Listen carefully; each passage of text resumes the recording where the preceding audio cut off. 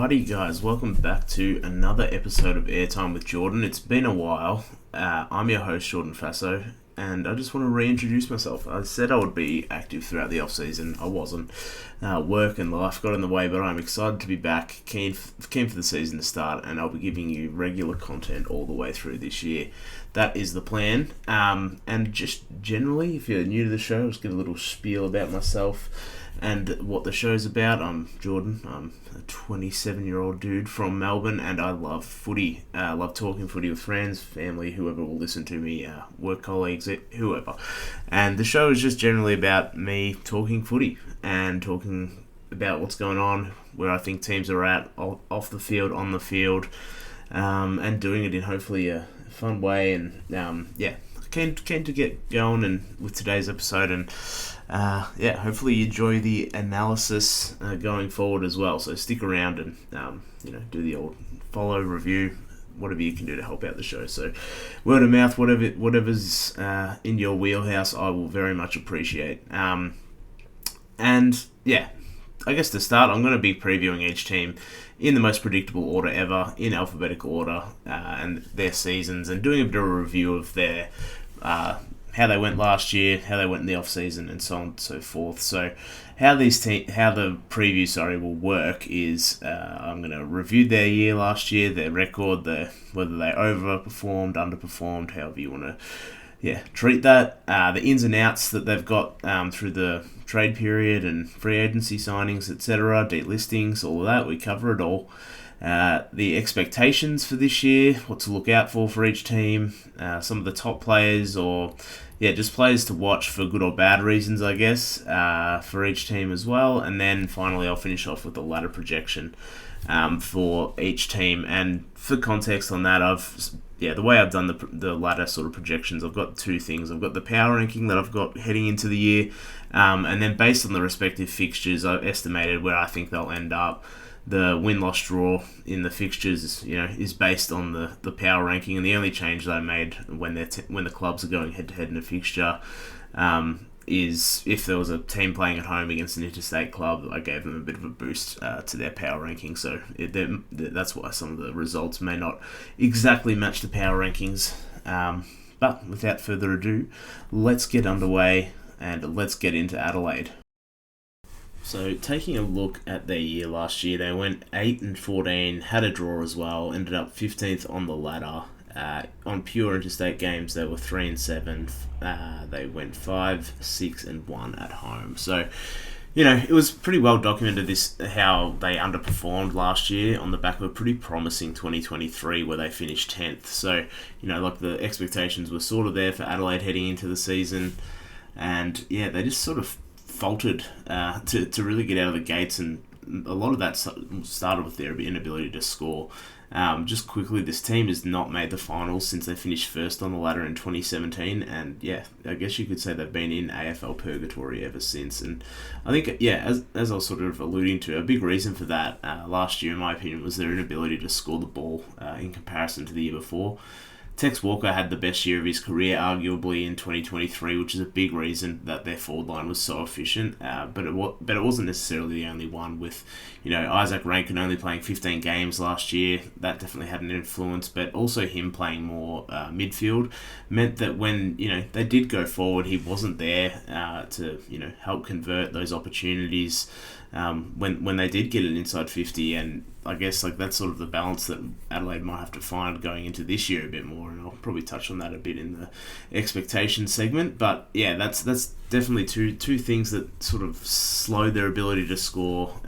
Something that they did really, really well in 2023. They were one of the most exciting teams to watch. Josh Rochelle was doing all these celebrations and stuff. So I think that's that was a couple of years ago now, so Adelaide are going to have to regroup and try and recapture this going into next year. But another reason was obviously Riley Thilthorpe's inability to stay on the field. He only played 7 games last year after I can't remember what injury he had at the start of the year, but that prevented them from using him as the focal point, which I believe was their plan heading into the year last year. I touched on Josh Rochelle and his celebrations, but there wasn't much to celebrate last year. I had a bit of a deep dive on him at points last year, and just tracking how his stats had progressed over the course of his career. And yeah, what stood out to me was just a general lack of improvement after a really promising start to his young career, and that sort of encapsulates some of the issues of Adelaide as a whole. I feel like they have stagnated in recent years, and it's going to be interesting to see if this is the year where some of their young guys can really, start to make that leap. So that was their year last year. Let's have a look at some of their ins and outs. I think that, coming in, they had Isaac Cumming from GWS. Can he cement himself as the best 22 player, or is he just going to be a fringe rotation player, similar to how he was in GWS at times? They have Sid Draper, the 4th pick, and there seems to be a bit of hype coming out of Adelaide surrounding him. So keen to see how he goes. As he was a South Australian kid that they'd set their sights on in the draft, so they pulled the trigger on him, and with the 4th pick overall. So always keen to see how young players adapt and how quickly they can influence games. Alex Neil-Bullen, I think he's the one for me that I really think Adelaide are, have hit the nail on the head here. He is just a solid player. He provides run all day. He hits the scoreboard at times and always brings defensive pressure, and he can play a variety of roles as well. So, expect him to play obviously high half forward and, provide pressure in the forward 50, but he has at times had, run with roles against other players. So just another player not another player, but he's just a player who's a very good add to a team that lacked discipline, I think, at times last year. He provides that in spades.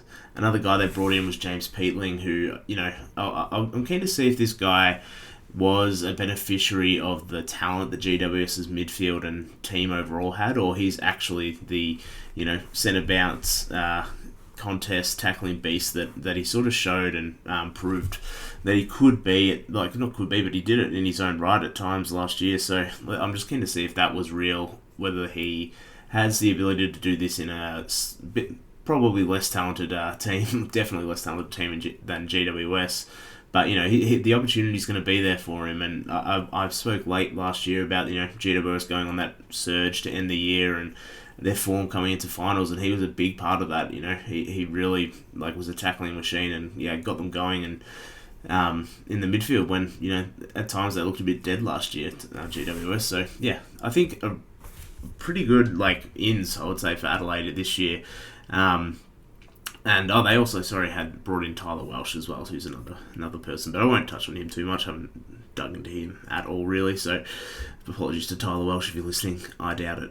Anyway, some of the outs, we've got Lockie Gallant, Will Hamill, Elliot Himmelberg, Ned McHenry, Patrick Parnell, and Rory Sloane as well. So, going out, we haven't really got much talent, or obviously Rory Sloane, sorry, I won't dismiss him like that, but in terms of on-field effect from last year, they didn't really lose that much, and I guess that sort of leads me to the expectations for this year. And looking at those ins and outs, they really added quite some nice pieces and didn't really lose much. It may not be that A++ quality that's coming back in, but the depth I think they've brought in will provide some competition for spots, and I have no doubt in that at least.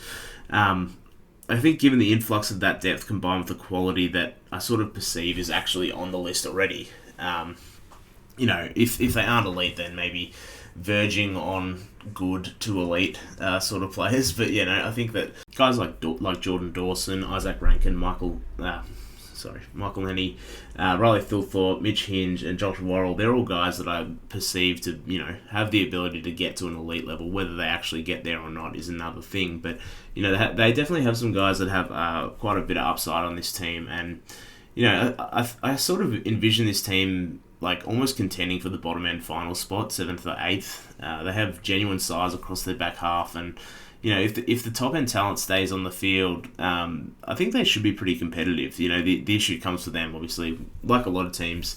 If any of those guys miss considerable time through injury, which they did last year, unfortunately, and that sort of slowed the development of the team, and didn't really live up to the expectations. So the other possibility is that some of the guys they recruited don't live up to those expectations. So, Peatling and Alex Neil-Bullen, I'm fans of them, and, I think they can provide that depth. But, at the same time, if they end up just being, similar to the guys they delisted and just aren't as influential as I'm probably expecting to be, then, I don't know whether they're the guys that I'm sort of thinking that are already their elite or good talents are quite good enough to push them much further into that 7th or 8th spot in the finals, and probably limits their ceiling a little bit in that regard. But yeah, I touched on Peatling a bit before, and I'll go back onto him. But if he's able to give the Crows what he did for GWS in the back half of last year, Jake Saligo backs up his early form from last year. Isaac Rankin, A, is healthy, and B, spends more time in the guts. And, we know what Geordie Dawson does from a week in, week out basis. They have a really, really solid midfield, I think. And that group has a pretty good blend of, size, speed, and skill. With the ability to put defensive pressure on as well. So I really think that, again, pending health and pending James Peatling being as advertised, this group could be one of the better midfields in the league. I know that's one probably the most talented positions, but I love Jordan Dawson, and he probably didn't have his best year last year. But as I said, if those guys all perform up to expectations and where I think they can be, there's no reason that they can't be a really good forward, midfield this year. And then up forward for the Crows, I am excited to see what Riley Thilthorpe, Darcy Fogarty, what those two in particular can provide as the keys. And then what role Tex is going to play will be really interesting. I hope he's a little bit on that Jack Gunston schedule that Hawthorn put Gunston on last year, where he's played when needed, spent some time in the VFL, or in this case the Sandful, to let the other two bigs develop their own chemistry, and let the team rely on those guys instead of having the looming figure that is Tex Walker up forward. And then also they had Ben Keys as well, have a really, really good year last year. He was probably the shining light of their team, other than probably the breakout of Jake Saligo early on. I think Ben Keys was pretty brilliant all year. His ability to hit the scoreboard and provide pressure is second to none in Adelaide's forward line at least. And I think down back as well they have Mitch Hinge, Josh Worrell, and Michael Lenny, who will be able to provide the intercept and run-off play that teams generally need. And it's just a question on whether their actual key backs are good enough to hold opposition key forwards to a smaller influence. And I think that there's definitely a bit here for Adelaide, and I'm excited to see where this team goes. Now, moving on to the players to watch for Adelaide, I've got a few guys here. I'm going to start off with Daniel Curtin. So I've seen a few clips of him in the preseason at the moment, and the training schedules, and of course everyone's flying at this time of year. But for him to look as mature as he does in terms of just physically, I think that really bodes well. And he was already a big guy last year, and he just sort of seemed a bit out of place at times. He had some moments, of course, as all young promising players do. But I think that this year's second year in the system. Sort of the game might slow down a little bit for him, and I'm pretty excited to see what role he settles into. He has a lot of versatility to his game from what I've seen, and he has the ability to play tall or play a bit smaller as well, and he feels like he could be this generation's Matthew Pavlich a little bit. Obviously that's the absolute best case outcome. I'm not saying he's going to be an absolute star of the team or anything like that. That's still a bit of a reach. He's only in his second year and hasn't entirely shown that so far. But just in the mold that I can sort of envision for him, where he can genuinely play at either end as a big, Matthew Pavlich, I'm pretty sure won an All-Australian as a defender, or was close to it at least. And then of course everyone knows him as the full forward or centre half forward for the Freo Dockers for however long he played. But he has and he also had the ability to pinch hit at stoppages. Freo used to put him in the midfield sometimes, and he'd just for a centre bounce or two just to get him around the ball or just give a point of difference. And I think that Daniel Curtin has that ability, that sort of athleticism that might lend himself to that role. And he's definitely one to watch for me, and I'm very excited to see where his season goes this year. The other guy that's always on everyone's mind when they talk about Adelaide is Isaac Rankin. They invested a lot to get him away from Gold Coast, so I think that there's that with that comes expectations, fairly or unfairly. But I'm just hopeful that he stays healthy. He showed some ability to really break open games last year, something that we didn't quite see at his time at the Gold Coast. So it's just a matter of him staying healthy and being consistent. And I hope that Adelaide and the coaching staff there are able to find like the best blend of forward versus mid time that he sort of accentuates his talents for the sake of the team, like for the betterment of the team, should I say? But yeah, that's probably the one thing that I want to watch out for when it comes to Isaac Rankin. Is like, I think that his talent's going to speak for itself, and I think he's probably Adelaide's best player. Has his highest ceiling in terms of their best player anyway. I think if they can find the best version of Isaac Rankin that is is the best result for the team, I think that's going to go a long way in them potentially surprising some people this year in terms of where they finish up. Now Josh Rochelle, he's the other one. Obviously you can't talk about Adelaide without talking about Josh Rochelle, it feels like. And can he actually improve is the thing that I'm watching. Because if he could be like a dynamic forward that other teams have to plan for versus just a guy that's just floating around out there, which it feels like at times with Josh Rochelle, then life gets a lot easier on the other Adelaide forwards who are probably a bit more of the role player type. And Ben Keys doesn't have to play as well as he did last year in order for the forward line to be functional. And